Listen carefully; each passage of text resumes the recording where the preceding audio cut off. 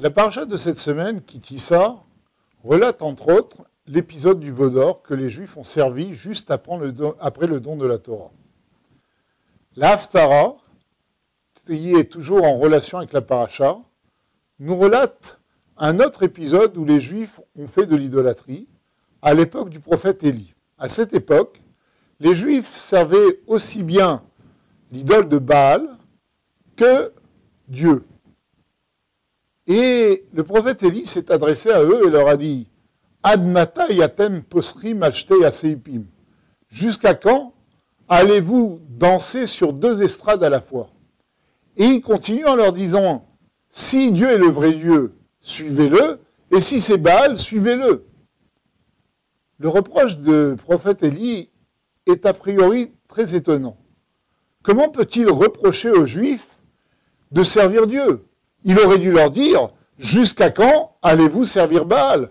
Que les Juifs servent Dieu est finalement quelque chose de bien. Ils n'ont pas complètement oublié leur judaïsme. La réponse, c'est qu'en fait, lorsqu'un Juif pratique les deux cultes à la fois, il est en même temps idolâtre et il sert Dieu, il est installé dans un processus de compromis. En effet, ce Juif-là, d'une part, se dit « Je ne suis pas un mauvais Juif, je sers Dieu, je ne suis pas entièrement tourné vers les idoles. » Et de ce fait, il va avoir beaucoup de mal à se remettre en question, à faire teshuva, à revenir complètement vers Dieu, parce qu'il ne ressent pas vraiment l'erreur qu'il est en train de commettre. D'autre part, il y a quelque chose de beaucoup plus mauvais dans le fait de servir les idoles et Dieu en même temps. Lorsqu'un juif fait de l'idolâtrie et qu'il s'investit entièrement en elle, c'est qu'il a quelque part un besoin de spiritualité. Malheureusement, sa spiritualité est mal dirigée, mais quand même, il ne veut pas que la matérialité. Alors que lorsqu'un juif fait en même temps de l'idolâtrie et sert Dieu, cela prouve que ce n'est pas Dieu ou l'idole qui est important pour lui. Ce qui est important, c'est d'obtenir les faveurs de tout le monde, de réussir finalement dans son activité matérielle. En cela, servir Dieu et les idoles est beaucoup plus grave que servir uniquement les idoles.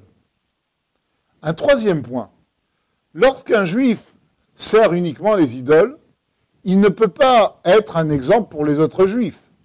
Par contre, lorsqu'il fait les deux à la fois, les autres juifs peuvent se dire que finalement c'est peut-être un modèle qu'ils pourraient suivre. Comme vous le savez, nos sages nous disent que depuis la destruction du temple, l'attirance vers l'idolâtrie a été supprimée. Mais elle a été remplacée, nous dit-on, par une autre sorte d'idolâtrie. Cette idolâtrie s'appelle la course vers la réussite sociale, vers l'argent, les honneurs. Et il se trouve de nos jours des Juifs, malheureusement, qui suivent le même chemin. Ils sont en même temps attachés à Dieu, mais ont comme idolâtrie cette réussite sociale. Cela fait que quelquefois, ces Juifs sont prêts à mettre de côté le code de loi juive, le Shulchan Aruch, pour pouvoir arriver à leur fin. En d'autres termes, même si ces Juifs mangent kasher, généralement, gardent Shabbat, généralement, il peut se passer quelques semaines, voire quelques mois, où ces lois vont être enfreintes, parce qu'ils vont se trouver dans des conditions où ils seront obligés de travailler Shabbat, où ils seront avec d'autres personnes, ils ne pourront pas manger kasher. Et ces Juifs n'hésiteront pas. Ils diront finalement, ce n'est que momentané, je suis toujours un bon Juif et attaché à Dieu. Mais ils ne savent pas que là, ils s'installent dans le compromis et que leur faute est beaucoup plus grave et beaucoup plus profonde parce qu'ils ne pourront pas se remettre en question. D'autre part, ils peuvent servir d'exemple aux autres Juifs qui vont dire, regardez, finalement, c'est un bon Juif, il vient à la synagogue, il mange kasher, et c'est un exemple de réussite. Nous pourrions essayer de suivre son exemple.